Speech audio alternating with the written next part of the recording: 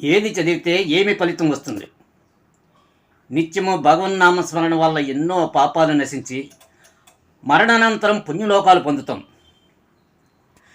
గణనాయష్టకం అన్ని విజయాలకు, శివాష్టకం శివానుగ్రహం, ఆదిత్య హృదయం ఆరోగ్యం ఉద్యోగం, శ్రీ రాజరాజేశ్వరి అష్టకం సర్వవాంఛ సిద్ధి, అన్నపూర్ణాష్టకం ఆకలి దప్పులకు, కాలభైరవాష్టకం ఆధ్యాత్మిక జ్ఞానం అద్భుత జీవనం, దుర్గాష్టోత్తర శతనామం వైహారం, విశ్వనాథాష్టకం విద్యా విజయం, సుబ్రహ్మణ్యాష్టకం సర్పదోషనాశనం పాపనాశనం, హనుమాన్ చాలీసా శని బాధలో పిశాచిపేడ, విష్ణు సహస్రనామ స్తోత్రం పాపనాశనం వైకుంఠ ప్రాప్తి, శివాష్టకం సత్కళత్ర సత్పురుష ప్రాప్తి, భ్రమరాంబికాష్టం సర్వశుభప్రాప్తి,